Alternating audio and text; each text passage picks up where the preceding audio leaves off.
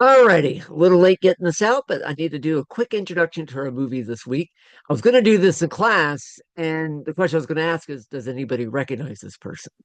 Um, I always thought this person looked a lot like the actor Harrison Ford, and they even sound a little bit alike. But of course, this is the comedian and author and now actor Steve Martin.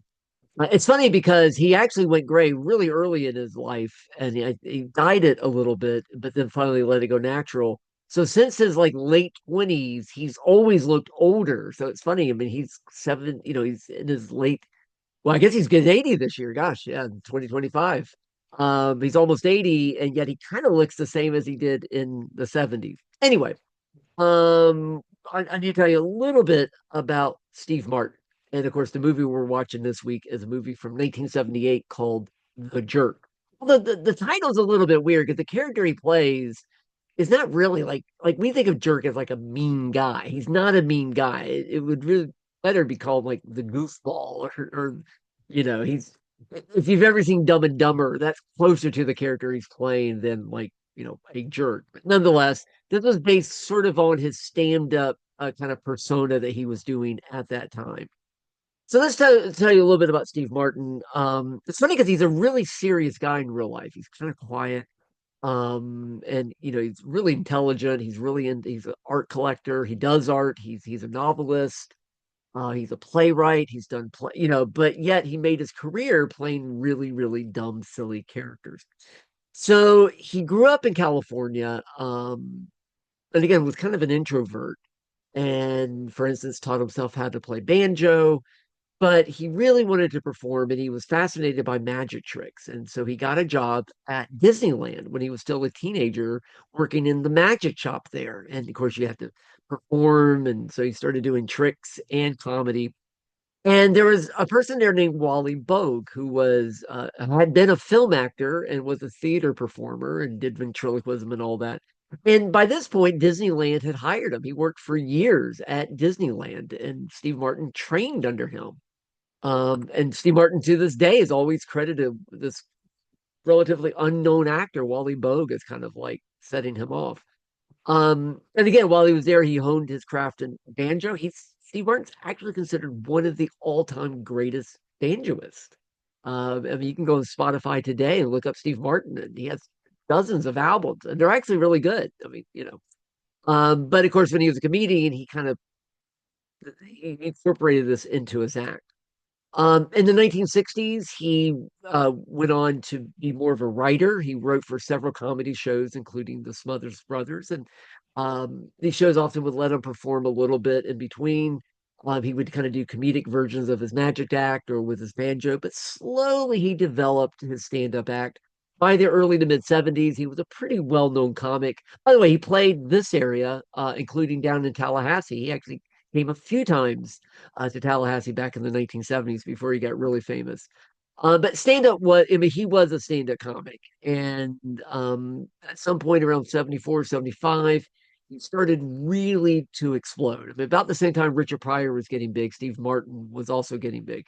What's funny is that his act was really silly. And I mean, it's very British in that way. But again, he's actually incredibly intelligent. And a lot of I always say to be really silly, you have to be actually quite smart.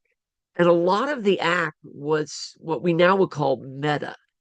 It- a lot of it was making fun of the whole idea of being a comic. And again, a lot of his humor, the arrow through the head, how dumb that is, and how unfunny it is. But then he does it, and it's like, I know this is not funny, so therefore it is funny.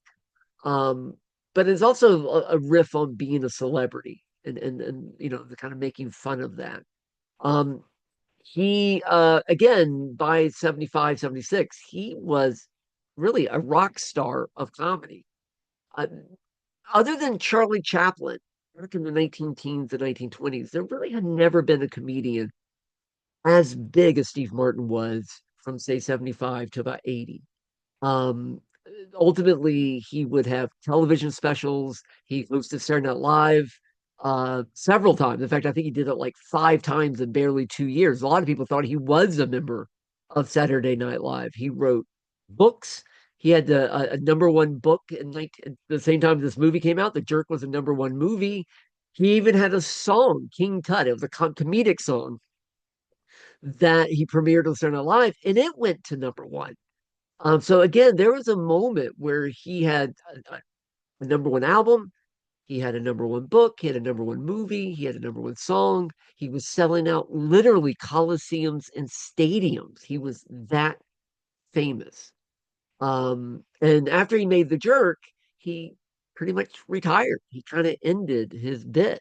He kind of thought, I'd done it. I don't want to keep repeating myself.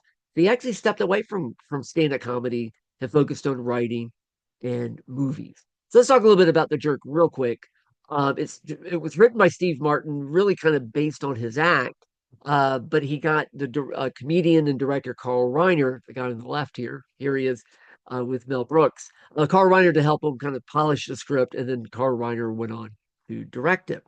Carl Reiner was a comedian that emerged, a writer and comedian that emerged in the 50s. He and Mel Brooks had, kind of a comedy duo. Carl Reiner would then go on to create the Dick Van Dyke Show, which was a huge comedy show in the 60s. And again, by the 70s, both of these guys actually became directors.